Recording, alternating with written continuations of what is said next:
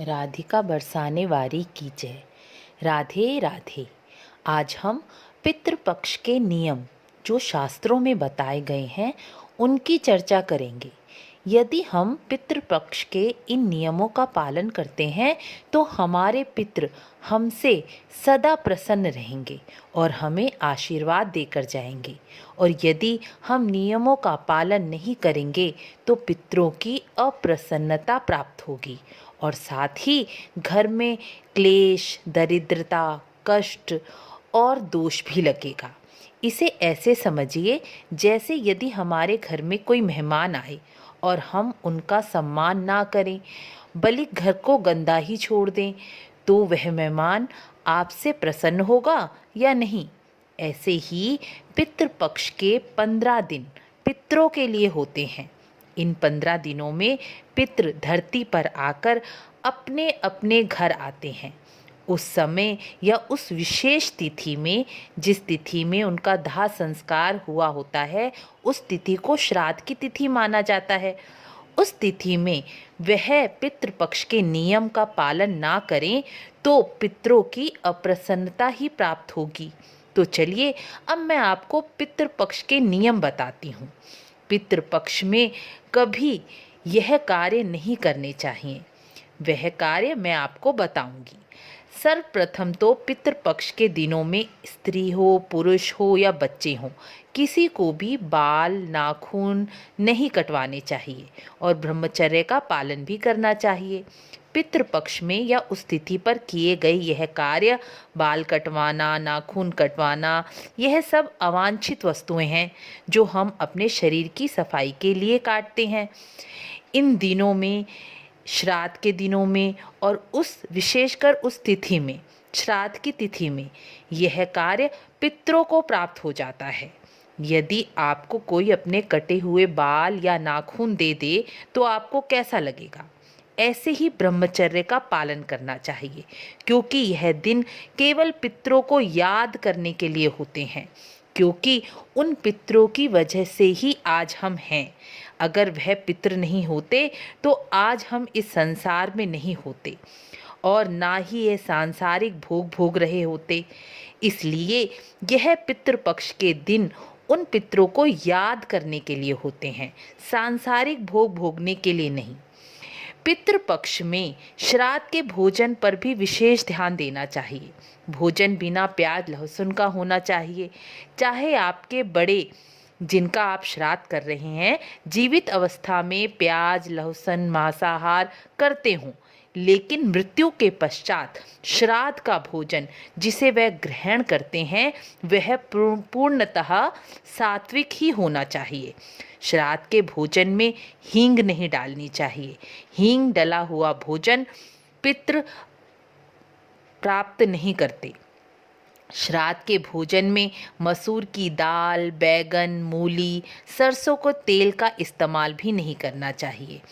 श्राद्ध का भोजन के चारों तरफ काले तिल अवश्य डालने चाहिए, क्योंकि जो श्राद्ध का भोजन बिना काले तिल के होता है उसे पिशाच ग्रहण कर लेते हैं।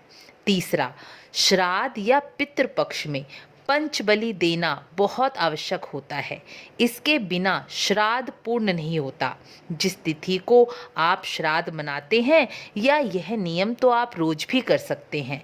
इससे आपको पितृदोष के का भी निवारण हो जाएगा। पंचबलि का अर्थ है श्राद्ध के भोजन को 5 जीवों को खिलाना। भोजन का पहला भाग गाय को, दूसरा भाग ब्राह्मण या किसी देव को या मंदिर में भी आप दे सकते हैं, तीसरा कुत्ते को, चौथा कौवे को और 5वां भाग चींटियों को देना। यह आप पितृपक्ष के सभी दिनों में भी कर सकते हैं। जैसे 1 रोटी आप गाय को दे दें, कुछ अन्न मंदिर में दे दें, 1 रोटी कुत्ते को दे दें, 1 रोटी कौवे को दे दें और कुछ रोटी के टुकड़े या आटे में शक्कर मिलाकर चींटियों को भोजन दे दें। इससे पितृ अति प्रसन्न होते हैं आप ब्राह्मण को भोजन करा नहीं सकते या श्राद्ध की बड़ी पूजा नहीं कर सकते, तो यह पंचबलि देकर भी आप अपने पितृदोष का निवारण कर सकते हैं। इन दिनों जीव हिंसा भी किसी को नहीं करनी चाहिए। पशु जानवर को मारना इन दिनों पितरों की अप्रसन्नता प्राप्त करा देता है। इन दिनों पितृपक्ष के दिनों में मांसाहार या मद्यपान नहीं करना चाहिए। जिस तिथि पर आप श्राद्ध करते हैं उस तिथि पर आपको शरीर पर तेल भी नहीं लगाना चाहिए, क्योंकि श्राद्ध के दिन में मालिश करके श्राद्ध करना कभी भी स्वीकार नहीं होता। पितृपक्ष के दिनों में मांगलिक कार्य भी नहीं किए जाते। इन दिनों शादी, मुंडन, सगाई, गृह प्रवेश जैसे मांगलिक कार्य नहीं करने चाहिए, क्योंकि यह पितरों के ही दिन होते हैं। इस समय मंगल कार्य नहीं किए जाते। पितृपक्ष में नए कपड़े खरीदकर भी नहीं पहनने चाहिए। नए कपड़े आप ब्राह्मण को दान दे सकते हैं, लेकिन नए कपड़े आप स्वयं पहन नहीं सकते। यदि आपके माता पिता हैं तो फिर आप पहन सकते हैं। यदि आपके माता पिता या सास ससुर नहीं हैं तो आप नए कपड़े खरीदकर श्राद्ध पक्ष के दिनों में नहीं पहन सकते। तर्पण करने वाले को हमेशा दक्षिण दिशा में ही तर्पण करना चाहिए।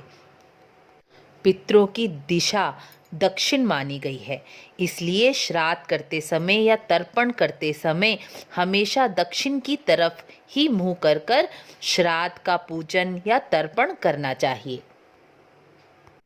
पितृपक्ष में या श्राद्ध की तिथि में की गई पीपल वृक्ष की पूजा और विष्णु पूजा बहुत ही पुण्यदायी और प्रभावशाली होती है। इन 15 दिनों में की गई पीपल वृक्ष की पूजा, दीपदान और पीपल वृक्ष को सींचना पितरों की असीम कृपा प्राप्त करा देता है और विष्णु पूजा से भी पितृ बहुत जल्दी प्रसन्न होते हैं। विष्णु सहस्रनाम पीपल के नीचे करना या गीता के 7वें अध्याय का पाठ करना निस्संदेह ही पितरों की प्रसन्नता प्राप्त करा देता है। इसमें कहीं भी संशय नहीं है। यह सब शास्त्रों के अनुसार वर्णित किया गया है।